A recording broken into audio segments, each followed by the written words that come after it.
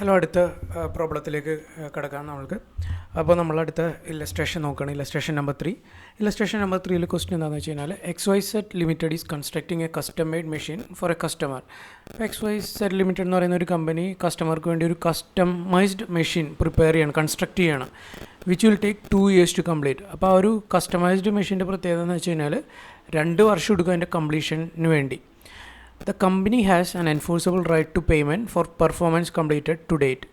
അപ്പോൾ പെർഫോമൻസ് എത്രയാണോ കംപ്ലീറ്റ് ചെയ്തേക്കുന്നത്, അല്ലെങ്കിൽ അതിൻ്റെ കൺസ്ട്രക്ഷൻ ഏത് സ്റ്റേജിലാണ് നിൽക്കുന്നത്, അതുവരെയുള്ള കംപ്ലീറ്റ് ആയ പോർഷന് ഉള്ള പേയ്മെൻറ്റ് എൻഫോഴ്സ് ചെയ്യാനുള്ള റൈറ്റ് ആർക്കുണ്ട്? XYZ ലിമിറ്റഡിനുണ്ട്. Okay, should XYZ limited recognise revenue over time or at a point in time.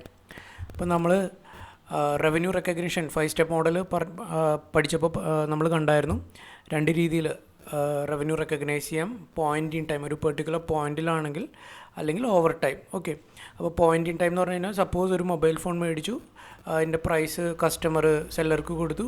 അപ്പോൾ അതുപോലത്തെ ടൈപ്പ് ഓഫ് ട്രാൻസാക്ഷനാണ് നമ്മൾ പോയിൻ്റ് ഇൻ ടൈം എന്ന് പറയുക. ഒരു പെർട്ടിക്കുലർ ടൈമിലാണ് മൊബൈൽ മേടിക്കുന്നു, അതിൻ്റെ കൺസിഡറേഷൻ കൊടുക്കുന്നു.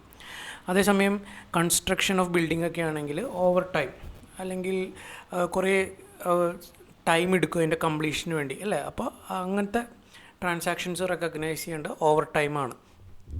അപ്പോൾ ഇവിടെ ക്വസ്റ്റ്യൻ എന്ന് പറഞ്ഞു കഴിഞ്ഞാൽ ഈ ഒരു ട്രാൻസാക്ഷൻ കസ്റ്റമൈസ് ചെയ്യുന്ന മെഷീൻ അതിൻ്റെ പേയ്മെൻറ്റ് എങ്ങനെ റെക്കഗ്നൈസ് ചെയ്യണം, ആ റവന്യൂ എങ്ങനെ റെക്കഗ്നൈസ് ചെയ്യണം, ഓവർ ടൈം വേണോ പോയിൻ്റ് ഇൻ ടൈം വേണോ എന്നുള്ളതാണ് ഇവിടെ ചോദ്യം ചോദിച്ചേക്കുന്നത്. അപ്പോൾ IndAS 115 3 ക്രൈറ്റീരിയ പറയുന്നുണ്ട്.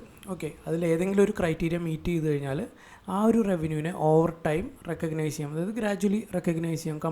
ഓരോ സ്റ്റേജ് കംപ്ലീറ്റ് ചെയ്യുന്നതനുസരിച്ച് നമുക്ക് റെക്കഗ്നൈസ് ചെയ്യാം. അപ്പോൾ ആദ്യത്തെ ക്രൈറ്റീരിയ പറയുന്നതെന്ന് വെച്ച് കഴിഞ്ഞാൽ the customer simultaneously receives and consumes the benefit as the entity performs. അപ്പോൾ ഇവിടെ ഒരു എക്സാമ്പിൾ പറയുകയാണെങ്കിൽ, ഒരു ഓഫീസിലെ ക്ലീനിങ് സർവീസ് ഒരു കമ്പനി ഏറ്റെടുത്തേക്കാണ്, ഒരു ഓഫീസിൻ്റെ ക്ലീനിങ് സർവീസ്.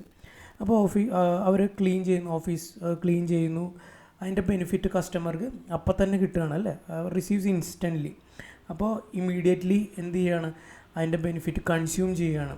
അപ്പോൾ അങ്ങനെയുള്ളൊരു സിറ്റുവേഷനിൽ ഓവർ ടൈം എന്താ പറയുക, റെക്കഗ്നൈസ് ചെയ്യാം. Customer simultaneously receives and consume the benefit as the entity performs. ആ ഒരു സെല്ലർ സർവീസ് പ്രൊവൈഡ് ചെയ്യുന്നു, അതിൻ്റെ ബെനിഫിറ്റ് അപ്പം തന്നെ കൺസ്യൂം ചെയ്യുന്നു. അങ്ങനെയാണെങ്കിൽ എന്ത് ചെയ്യാം? ഓവർ ടൈം റെക്കഗ്നൈസ് ചെയ്യാം. ഒരു സിറ്റുവേഷനാണ്, ഒരു ക്രൈറ്റീരിയ ആണ് പറയുന്നത്. രണ്ടാമത്തെ ക്രൈറ്റീരിയ എന്താ പറയുന്നത്? The entities performance creates or enhance an asset that the customer control as it is created. അപ്പോൾ ഇവിടെ ഒരു എക്സാമ്പിൾ പറയുകയാണെങ്കിൽ, നമ്മൾ കൺസ്ട്രക്ഷൻ്റെ കാര്യം തന്നെ പറയാം. ഒരു കമ്പനി, ഒരു ബിൽഡിംഗ് കമ്പനി, ഒരു റിയൽ എസ്റ്റേറ്റ് കമ്പനി കസ്റ്റമറുടെ ലാൻഡിൽ ഒരു ഹൗസ് കൺസ്ട്രക്റ്റ് ചെയ്യുകയാണ്.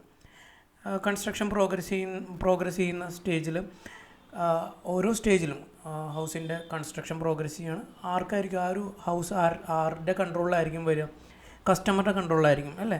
അപ്പോൾ കസ്റ്റമർ ഓരോ സ്റ്റെപ്പിലും, വർക്ക് കംപ്ലീറ്റ് ചെയ്യുന്ന ഓരോ സ്റ്റെപ്പിലും കൺട്രോൾ ഗെയിൻ ചെയ്തുകൊണ്ട് വരികയാണ്. അങ്ങനെയുള്ള സമയത്ത്, അങ്ങനെയുള്ള ഒരു സിറ്റുവേഷനിലാണെങ്കിലും കമ്പനിക്ക് എന്ത് ചെയ്യാം? റവന്യൂ ഗ്രാജ്വലി റെക്കഗ്നൈസ് ചെയ്യാം, അതായത് ഓവർ ടൈം റെക്കഗ്നൈസ് ചെയ്യാം.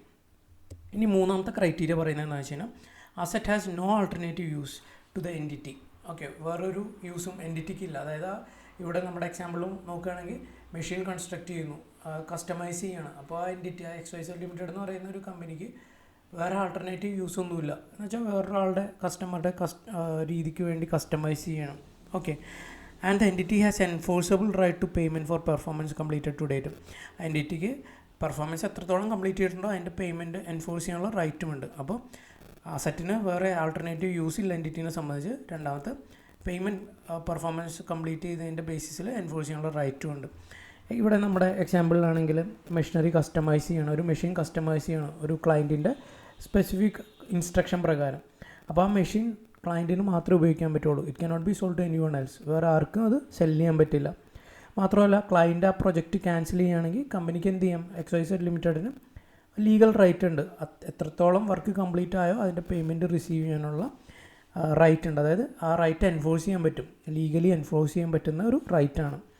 ഇനി നമ്മുടെ ഈ എക്സാമ്പിളിലെ കേസ് നോക്കുകയാണെങ്കിൽ, റവന്യൂ ഓവർ ടൈം റെക്കഗ്നൈസ് ചെയ്യാൻ പറ്റുമെന്ന് വെച്ച് കഴിഞ്ഞാൽ പേയ്മെൻറ്റ് അഷ്വേർഡാണ് ആ എൻറ്റിറ്റിക്ക് കസ്റ്റമർ പ്രൊവൈഡ് ചെയ്യുന്നുള്ളത്. ഓക്കെ, അപ്പോൾ ഇവിടുത്തെ ഈ ഒരു ഇല്ലസ്ട്രേഷനിൽ XYZ ലിമിറ്റഡിനും അഫക്റ്റ് ചെയ്യുന്ന ക്രൈറ്റീരിയ എന്ന് പറയുന്നത് മൂന്നാമത്തെ ക്രൈറ്റീരിയ ആണ്. Asset has no alternative use to the entity.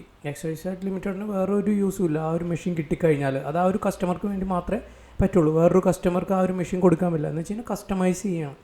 മാത്രമല്ല ഇവിടെ ക്വസ്റ്റ്യനിൽ പറയുന്നുണ്ട് the company has an enforceable right to payment for performance completed to date.